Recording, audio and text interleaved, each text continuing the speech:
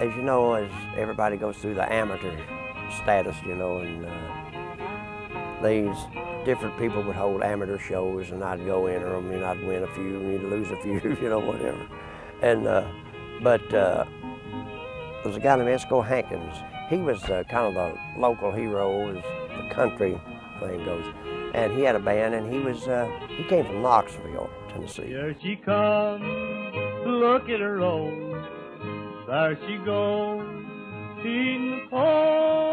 I went up on one of his shows one time as a guest, as like an amateur thing, and did that. And then every Saturday night he had a radio show on WLAP, and it came on 6 o'clock until 7, and there was a live audience in the studio. I guess it held 35 people, you know, which is pretty good for that time. And but anyway, and that's where I started really. And then he asked my mom and dad if it'd be all right if I'd go on some shows with them, you know. So that started me into that type of thing, you know.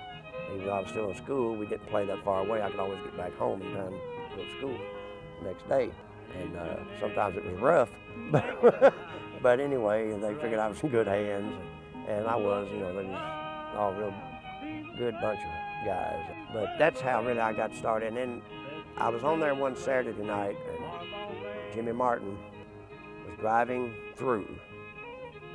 He had left Bill Monroe at the time. He's on his way to Middletown, Ohio, and he heard me on that particular radio show. I think, if I'm not mistaken, I went with him to Middletown. I was out of school at the time, summer vacation. And I think I went with him to Middletown at that time and stayed a couple months. That was my first deal with Jimmy. And I remember he told me, he said, if there ever comes a time that he could use me again, you know, he would call. Well, of course, you know how that is, you know, and but it did work out that way. In 1955, I went to work with Mac Wiseman.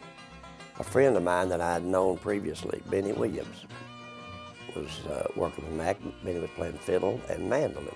Luckily for me, I was out of school at the time, so Benny called me and said, asked me if I'd be interested in going to work with Mac for a while. I said, well, you know, I'm still in school, so I'd have to be back. He said, well, you know, that would be all right. And so I said, well, sure. Yeah, I love that.